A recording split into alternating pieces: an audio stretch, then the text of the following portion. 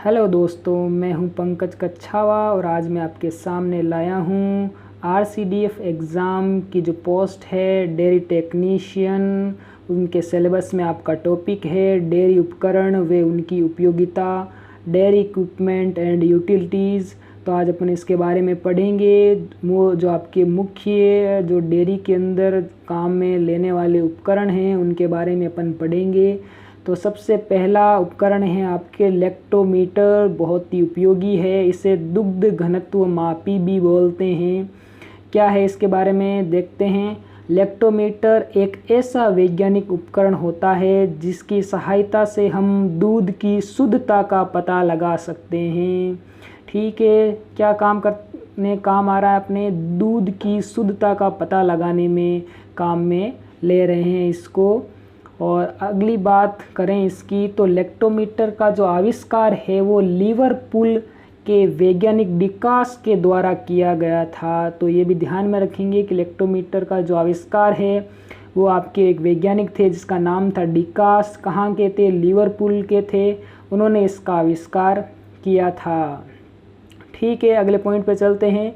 Lactometer की सहायता से दूध में मिलाए गए पानी की मात्रा का पता लगा सकते हैं। तो इम्पोर्टेंट बात है, लेक्टोमीटर की सहायता से अपन क्या कर सकते हैं, जो दूध में अपन पानी की मिलावट होती है उसकी जांच कर सकते हैं और पता लगा सकते हैं कि दूध के अंदर कितनी मिलावट की गई है, पानी कितना मिलाया गया है। ठीक है, अगले पॉइंट की बात करें तो यह एक कांच की नली नुमा उपकरण होता है जो एक सिरे पर पतला होता है तथा दूसरे सिरे पर मोटा होता है, जैसा कि इस डायग्राम में दिख रहा है। जो इसका ये लेक्टोमीटर उपकरण है जो आपको डायग्राम में दिख रहा है, जिसका एक सिरा तो क्या होता है, पतला होता है और एक सिरा मोटा होता है। और आपके पतले जो सिरा है उसके ऊपर आप देख सकते हैं आपके स्पेसिफिक ग्रेविटी मार्किंग की ये जो घनत्व है उसकी मार्किंग की ये 1.02 1.03 ऐसे इस प्रकार अपन क्या करते हैं, नाम में अपने इसका क्या रखा, घनत्व मापी, दुग्ध घनत्व मापी लेक्टोमीटर।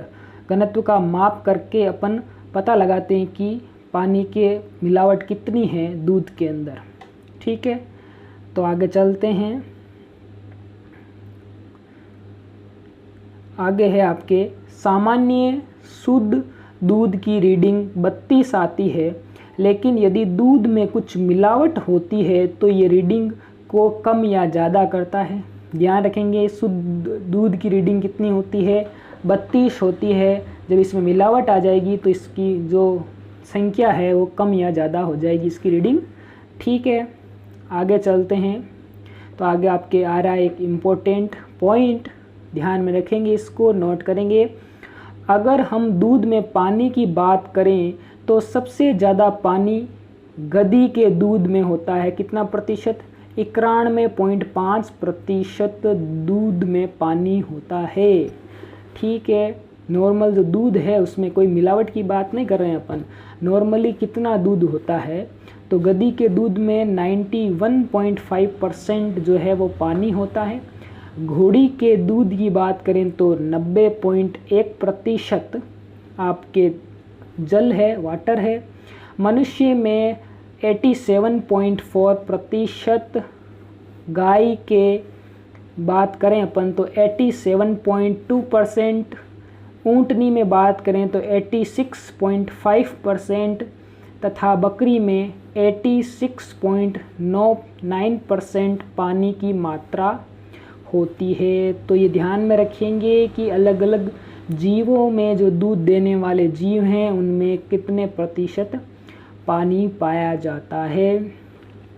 इस डाटा के अनुसार देखें तो आपके ऊँटनी का जो दूध है उसमें आपके सबसे कम पानी पाया जाता है, 86 है, 86.5% है। बाकी इस 86.5 से सब ऊपर के हैं। ठीक है ना। सबसे ज़्यादा आपके पानी की बात करें इसमें तो आपके जो गधी का दूध है उसमें 91.5% पानी है। ठीक है, आगे चलते हैं। तो बात करते हैं लेक्टोमीटर का जो कार्य सिद्धांत है वो किस सिद्धांत पर कार्य करता है लेक्टोमीटर, उसकी बात करेंगे अपन। तो चलते हैं, देखते हैं। लेक्टोमीटर दूध में पानी का पता, दूध तथा पानी के घनत्व का पता लगाकर करता है।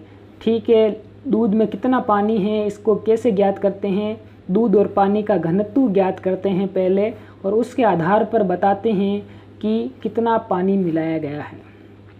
ठीक है, अगले पॉइंट है आपके, दूध में पानी मिलाने पर दूध के घनत्व में परिवर्तन आ जाता है और उसकी तरलता भी बदल जाती है।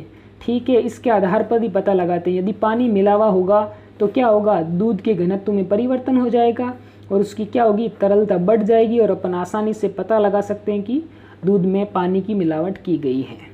ठीक है, अगला पॉइंट है आपका, यदि हम दूध के घनत्व का मापन कर लें तो दूध में मिलाए जाने वाले पानी की मात्रा का आसानी से पता लगा सकते हैं। ठीक है, बात आ गई समझ में। अगला पॉइंट है आपके, लैक्टोमीटर आर्किमिडीज के सिद्धांत पर कार्य करता है। बहुत ही इम्पोर्टेंट बात है, नोट कर लेना एग्जाम की दृष्टि से कि लैक्टोमीटर जो है वो किस सिद्धांत पर कार्य करता है। तो वो सिद्धांत है आपका आर्किमिडीज का सिद्धांत।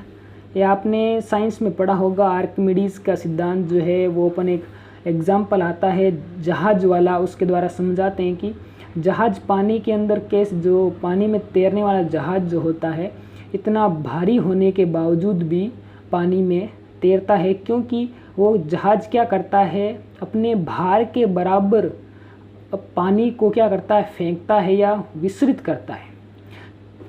अपने भार के बराबर पानी को विसरित कर पाया, मतलब जितना भाग उसमें, भार जो डूबा हुआ है पानी के अंदर, जितना भार उस पानी में है, उस भार के बराबर वो क्या करता है, पानी को विसरित करता है, तब वो तैर पाता है।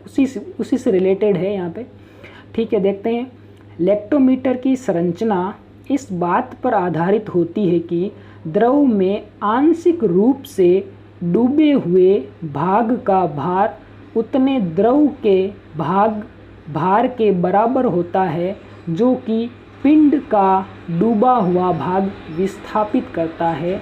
ठीक है ना, जो अपन उपकरण ले रहे हैं लैक्टोमीटर, उसमें जब अपन दूध में उसमें डुबाएंगे तो जो लैक्टोमीटर का जो भाग दूध के अंदर डूबा हुआ होगा, वो जितने भाग के दूध को विस्थापित करेगा वो क्या होगा, उस पिंड का भार या लैक्टोमीटर का भार होगा। मतलब इस सिद्धांत के आधार पर ही क्या करते हैं, वो आपके घनत्व का मापन कर लेते हैं, और घनत्व में यदि आपके अंतर आता है तो अपन आसानी से बता सकते हैं कि पानी की मिलावट हुई है या नहीं।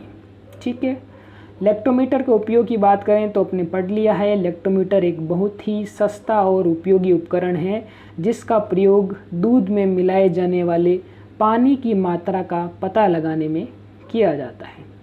ठीक है, ये तो बात हुई आपके लैक्टोमीटर की। तो अब अपन बात करेंगे दूसरे उपकरण की जिसका नाम है ब्यूटीरोमीटर। ठीक है, इम्पोर्टेंट है ये भी एग्ज़ाम की दृष्टि से आपके। तो चलो करते हैं आगे इसे।